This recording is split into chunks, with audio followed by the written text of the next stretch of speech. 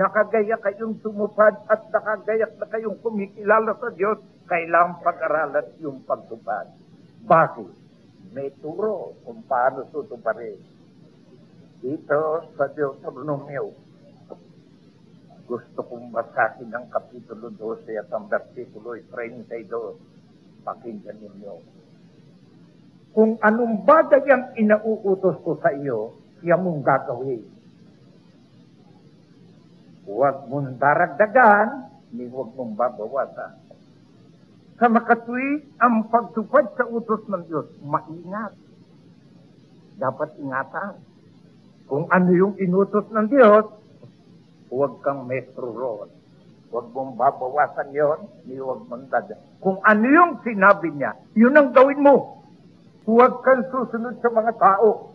Halimbawa, yung isang tao, nakita mo gumagawa ng mali, huwag mo siyang sundin.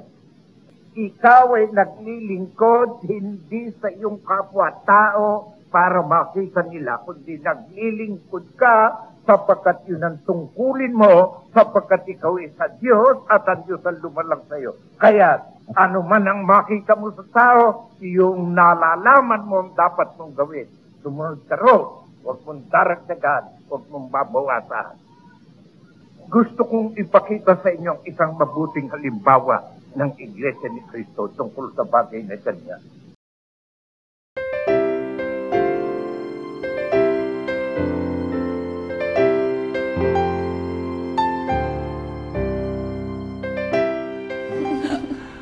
Wow, that's a great story po, Dad. Siyempre, anak. Kaya nga lagi ko kayong kinukwentuhan at binibigyan ng inspirasyon. Oh. Excuse me po, Ma'am, Dad. Magda-drawing lang po ako. Sige, anak. Ang kulit. Ay, teka muna. Meron pa tayong dessert, ha? Saglit. Kukunin ko lang yung dessert. Ay, Okay, sige. ma'am. Wait lang, Daddy, teka. Hindi niyo naman po naabutan ng kapatid na Felix Manalo, pero lagi po kayong may kwento tungkol sa kanya. Alam mo, yung mga kwento na yan, mga kwento yan ng nanay at tatay ko, ng lola at lola mo. Lagi nilang ikinukwento ang tungkol sa karanasan nila sa sugo ng Diyos. Oo, at ikinukwento niyo po sa aming magkapatid. Siyempre naman. Nung bata kasi kami, lagi na lang sa amin ikinukwento ang tungkol sa kapatid na Felix Manalo. Lagi nilang sinasabi na tularan natin ang sugo. Ano pong madalas na ikinukwento po nila lolo at lola? Mga payo, mga kwento ng pananampalataya, pati nga yung mga magagandang katangian ng sugo na dapat nating tularan. Alam mo kasi, ang lola at lolo mo, sila ang mga nakasama ng sugo. Kaya nga, kitang-kita nila, damang-dama nila ang mga pagmamahal, pati yung pagmamalasakit ng sugo sa iglesia. Tulad po ng kwento niyo po tungkol ngayon kay Lola Esperanza? Oo, anak. It's about time na marinig mo na ang buong kwento tungkol sa Lola Esperanza mo. Kasi sigurado ako, marami kang matututunan dito. Talaga po, Daddy? Excited na po ako! O, sige. Ganito ang gawin natin. Sisimulan ko ang kwento. Noong nasa kolehiyo pa ang Lola Esperanza mo. Okay? Sa isang university sa Manila.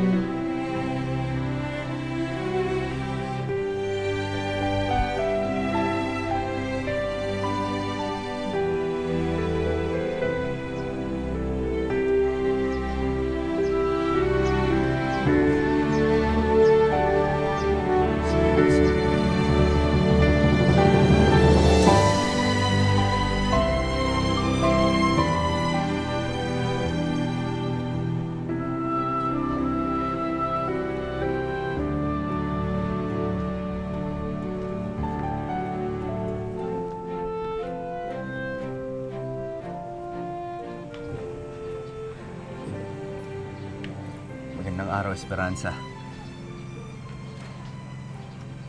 Maaari ba akong umakyat ng ligaw sa iyo? Kung ako sana iyong pahihintulutan, nais ko sana ipahayag ang aking damdamin. Ganda rin ang aking mabuting layunin na... Huwag mo sanang mamasamain, Cesar. Iglesia ni Cristo ako. Hindi ako nagpapaligaw sa hindi kaanib sa Iglesia ni Cristo. Anong Iglesia ni Cristo? Bawal sa amin na mag-asawa sa hindi namin kapananampalataya. Hindi ba't lahat naman ng relihiyon ay pare-pareho lang? Hindi, Cesar. Utos yun ng Diyos. Nakasulat yun sa Biblia. Kasalanan sa Panginoong Diyos na mag-asawa kami ng hindi kapananampalataya. Pero Esperanza... Kaya ngayon pa lang, Cesar, ipinauunawa ko na sa'yo, hindi ako nagpapaligaw sa hindi kaanib sa Iglesia ni Cristo. Esperanza... Pasensya ka na, Cesar.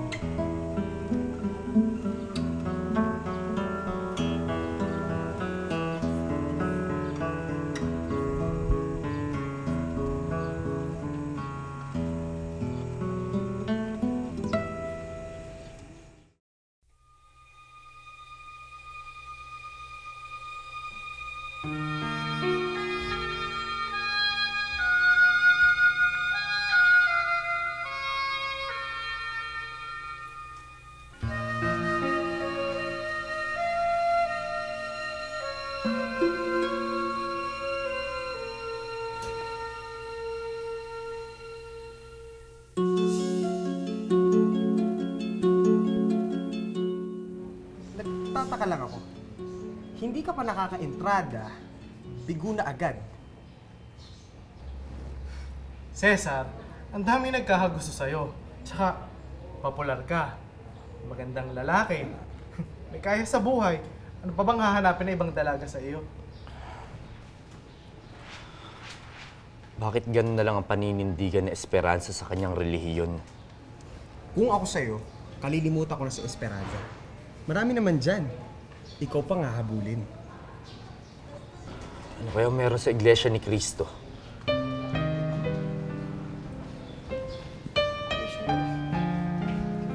Cesar, Esperanza.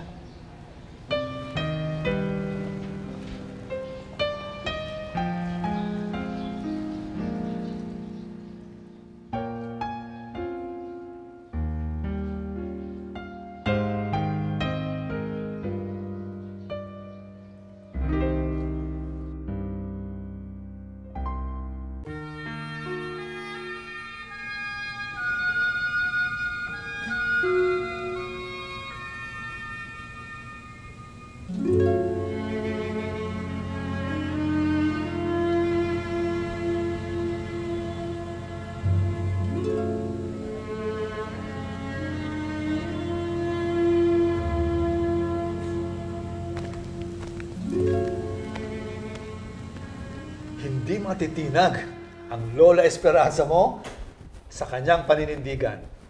Walang makahadlang sa kanyang pagiging Iglesia ni Cristo.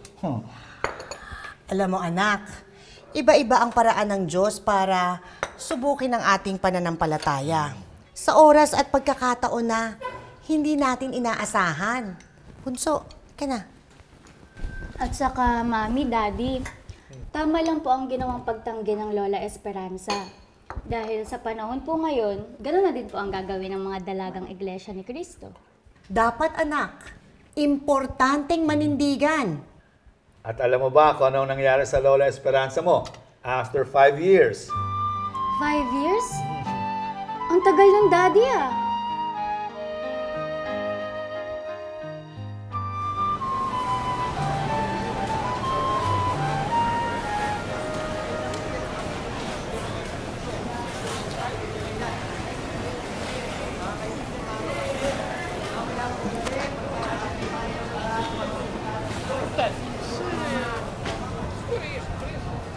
Nay, dadaan po ba ang tren sa estasyon ng Tayuman? Ay, oo, Iha.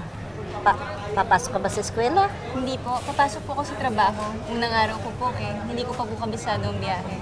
Hayaan mo, tuturo ko sa iyo mamaya. Salamat, Nay. kapatid, mamaya po gabi magkakaroon po tayo ng pag-aaral ng mga salita ng Diyos. Dahil na po yan sa kapila po ng Iglesia ni Cristo. Sana po makadulog po kayo lahat. Alas 6 po yan ng gabi. Mga kaibigan, mga kapatid, mamaya po gabi magkakaroon po tayo ng pag-aaral ng mga salita ng Diyos. Mga kaibigan, mga kapatid, ngayon makadulog po sana kayo ng ating gagawin pag-aaral po ng mga salita ng Diyos. Mamaya alas 6 po yan ng gabi. Mga kaibigan, mga kapatid, mga kaibigan, mga kapatid, pag-aaral ng mga salita ng Diyos. Ako ay nakakabigyan po ng Iglesia ni Cristo. Sana po yung mga lahat. Sana po yung makapunta po ng lahat. Mga kaibigan, mga kapatid, sana po yung makapunta po kayo. Gagawin po natin pag-aaral ng mga salita ng Diyos. Ito yung pamamahayag po, mga salita ng Diyos. Ito po ay gaganapin ng alas 6 ng gabi sa kapilya po ng Iglesia ni Cristo.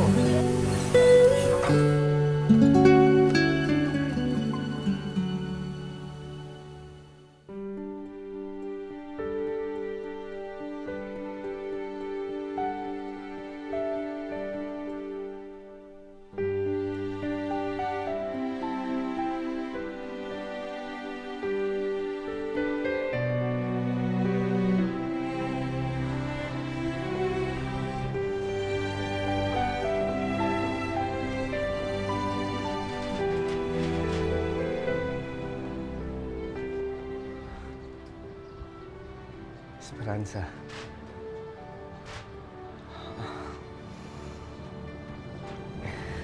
Ipinangako ko sa akin sarili na hindi ako lalapit sa iyo hanggat hindi ko napapatunayan sa sarili ko na ako'y ganap ng Iglesia ni Cristo. Esperanza, 5 taon. Kasabay ng pag-aaral ko sa medisina ay ang pagsasaliksik ko sa loob ng Iglesia ni Cristo. Natutuwa ako, Cesar. At nakilala mo na din ang tunay na pananampalataya at pagsamba sa Diyos. Tiyak na ang higit na matutuwa yung Panginoon dahil sa ginawa mong pagpapasya. Esperanza, maaari ba kitang ihatid sa inyong bahay? Upang sa gayon ay makapagpaalam ako sa inyong mga magulang ukol sa panliligaw ko sa iyo.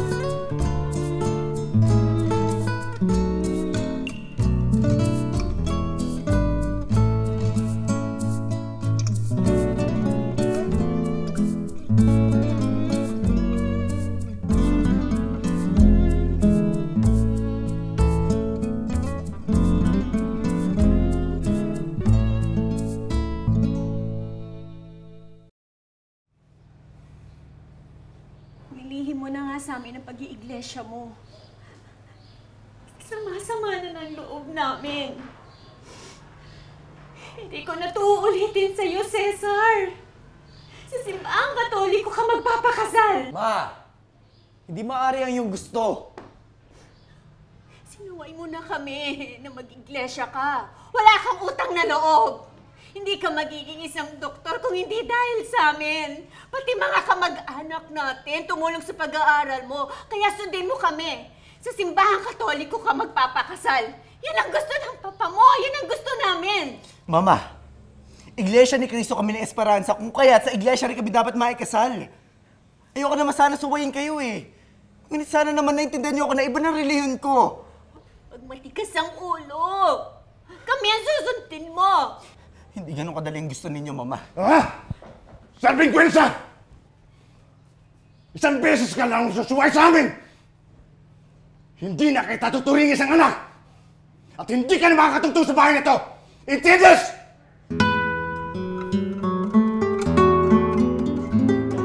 Esperanza! Esperanza, sandali! Esperanza, sandali! Esperanza, mag-usap tayo. Esperanza, pagbigyan natin sila. Ano? Ulitin mo nga sinabi mo, Cesar. Pagbibigay loob sa kanila.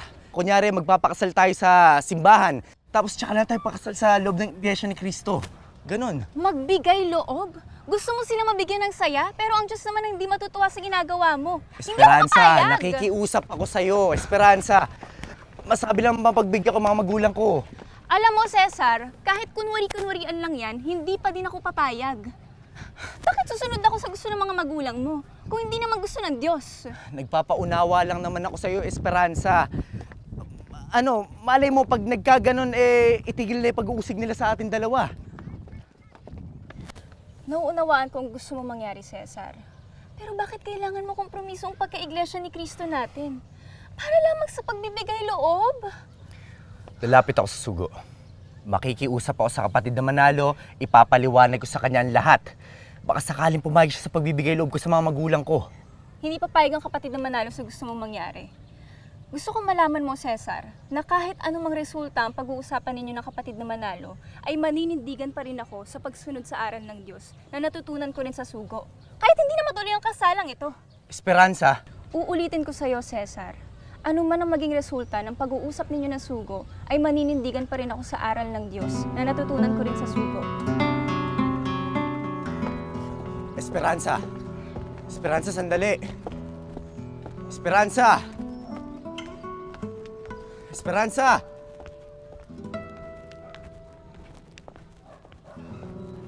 Matibay na pinanghawakan ng Lola Esperanza mo ang mga utos ng Panginoong Diyos. Kung ako rin po si Lola Esperanza, Daddy, hindi po ako papayag. Abay, dapat lang. Dapat sa lahat ng oras, sa lahat ng panahon, ay lagi tayo manalig at kumapit sa mga utos ng Diyos. Subok na yan, anak. Tiyak, hindi tayo pababayaan ng Diyos pagka ganyan ang ginagawa mo. Anak, Ella, anong oras na? Baka dumating na yung bisita mo. Teka po, sige po. Gagayak po muna ako. Aba, kilos na. Kailangan magandang-maganda yung anak ko. Di ba, Daddy? Ha? Ay, oo naman.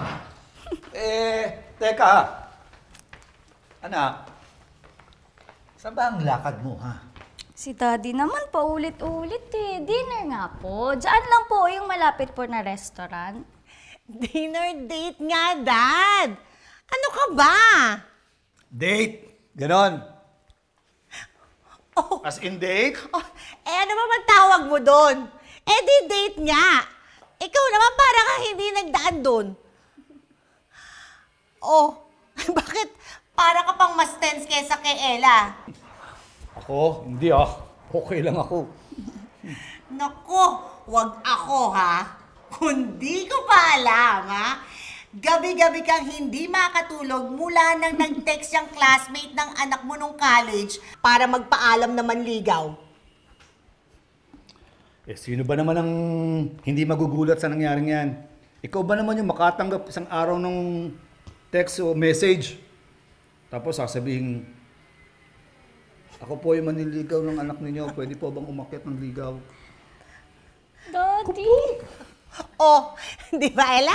Ha? Sabi ko sa'yo, ha? Mas excited ba tong daddy mo sa pagdating ng bisita mo? Daddy, he wants to ask permission. And syempre, your approval na din po. Well, kung sa bagay, bihira na nga yung binatang ganyan sa panahon ngayon eh. Yung nagpapaalam muna sa magulang bago makapandigaw. Tama ka dyan, Dad. Sa panahon ngayon, mag-boyfriend na, mag-girlfriend na. Naku, hindi pa alam ng mga magulang. At saka, Daddy, mabait naman si Gerald. At saka... Alam ko na, mananampalataya at may tungkulin pa. Alam ko na yan, anak. Pinag-aralan ko na yung background ng manliligaw mo bago pa siya makaakyat ng ligaw sa'yo. Daddy... Siyempre, effort tong daddy mo para makatiyak kung okay yung classmate mo bago payagang manligaw sa'yo. Gusto ko lang masiguro na matapat na Iglesia ni Cristo ang manliligaw sa'yo. Basta tatandaan mo, anak, hindi ito tungkol sa pagkagandang lalaki o kaya naman sa pagkamayaman. Oh. Yan ang dahilan kung bakit tinuturo ko sa'yo o kinikwento ko sa'yo yung tungkol sa Lola Esperanza mo. Dapat yung gusto ng Diyos ang makasama mo habang buhay. O, di ba, Mami? Ito ang Mami mo. Siya ang binigay sa akin ng Diyos. Thank you po, Mami, Daddy. Promise ko po sa inyo na hindi ko po kalilimutan lahat po ng payo niyo sa akin. Lalong higit na hindi ko po kalilimutan ang mga utos po ng ating Panginoong Diyos. Very good, anak. Very good. Nako, ayan na yata. Bunso, pakitingnan mo nga. Oh, anak, magbihis ka na. At nandiyan dyan ang importante mong bisita. Opo. Baka mamaya magbago pa yung isip nun. Ikaw talaga, Daddy. Okay po, gagayak na po ako. Sige. Sige po. Ate, nandiyan na po yung bisita niyo. Nasa teres. Nako, sinasabi ko na nga ba eh. Naunahan ka patuloy maggayak. Teka ha, ako na muna ang haharap at ikaw, bilisan mo magbihis ka na. May dalang flowers at saka chocolate. Ang dami. At saka ang pogi. Bigyan mo ako ha. Nang ano? Ang chocolate. Oo naman, syempre. Oh, tara na. Teka. Daddy? Ano nga po palang nangyari kay Lola Esperanza? Ano pa? Eh di, natuloy ang kasal. Natuloy po?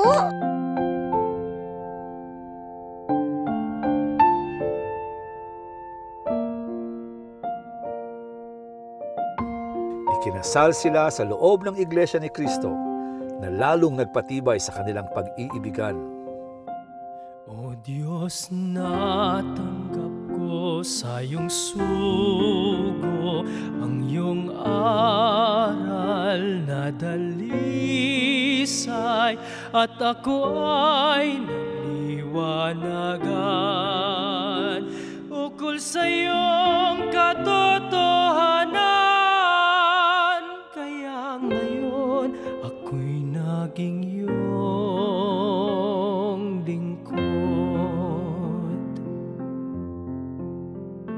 Aking ipinangangako, hindi lilihis sa iyong turo, ingatan magpakailanman, na masunod ko lahat ng iyong aral, upang ako ay manatiling sa iyo.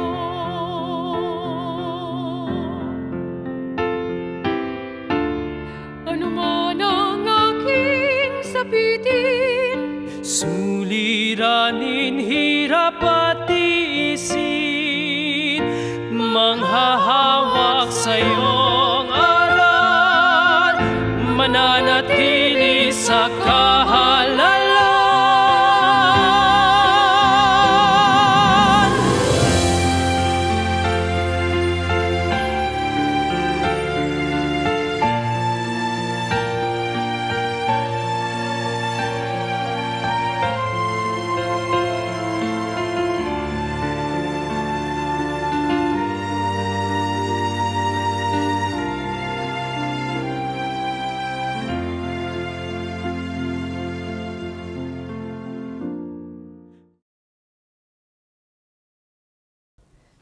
Nandiyan na yung anak mo. Papasukin mo na. Hindi! Minsan na niya ako sinuway. Sinabi ko sa kanya, hindi siya makakatungkol sa bahay nito! Layas! Binalaan na kita! Sinabi ko sa'yo, hindi niya ka na makakatungkol sa bahay nito! Mula sa araw na to, wala na akong anak! Maging ang magiging anak ninyo, walang pakikinabangan sa amin! Layas! Wala kayong mga utang na loob! Layas! At nakahanda si Lolo Cesar na ang kapalit ng kanilang paninindigan ni Esperanza ay ang pagtatakwil sa kanya ng kanyang mga magulang at kamag-anak. Natignan ko na ho ang lagay Tumindig si Lolo Cesar sa sariling paa sa aking pag-aaral na hindi umaasa sa kanyang mga kamag-anak. Ayos po ang lagay niya. Naging ganap siyang doktor. Kinakailangan lang ho talaga Itinaguyod nila ni Lola Esperanza ang buhay ng buong sipag at pagtitiyaga. Hindi na ho magtuloy-tuloy ito. Hindi po lalo lumala. Doktor, pasensya na po. Kulang po ang dala kong kwarta. Ale, huwag niyo na akong problemahin yun. Ang kinakailangan niyo lang kong gawin, mapagamot na po agad ito. Mapainom po siya ng mga gamot upang sa ganyan mapabilis po ang paggaling niya. Sige po, maraming pong salamat. Salamat po.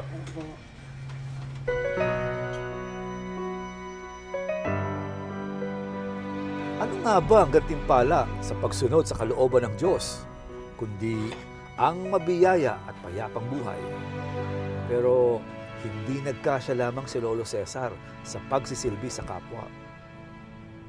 Mahal kong Esperanza, Ano yun? may nais sana ako isang guni sa'yo eh. Gusto ko malaman ng iyong pasya.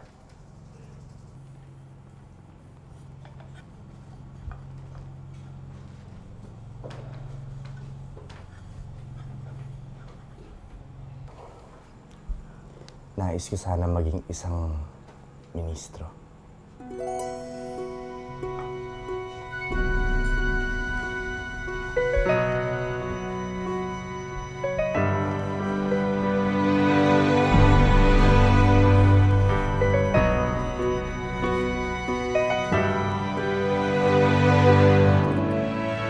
Mahal tayo ng Panginoong Diyos.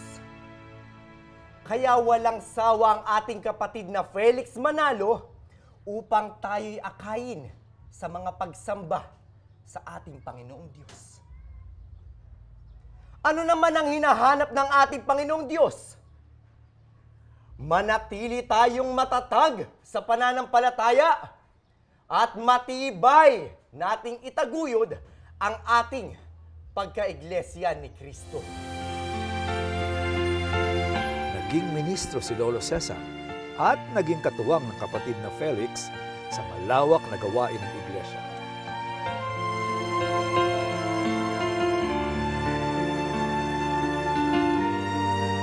Dahil sa paninindigan ni Lola Esperanza at sa matibay na pangahawak sa aral ng Diyos, nakilala at natawag si Lolo Cesar sa iglesia. At ang kanilang buhay ay patuloy na ginantimpalaan ng Diyos.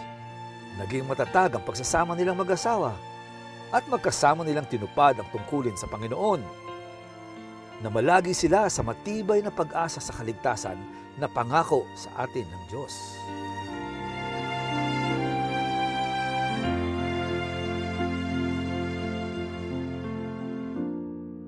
Pangako na maninindigan sa iyong mga utos, ako'y puspusan mong susunod. Sa kalaban mo, aking Diyos, sa iyo ako'y maglilingkod ng lubos. Ano man ang aking sapitin, suliranin, hirap at tiisin, manghahawak sa iyong aral, mananatili sa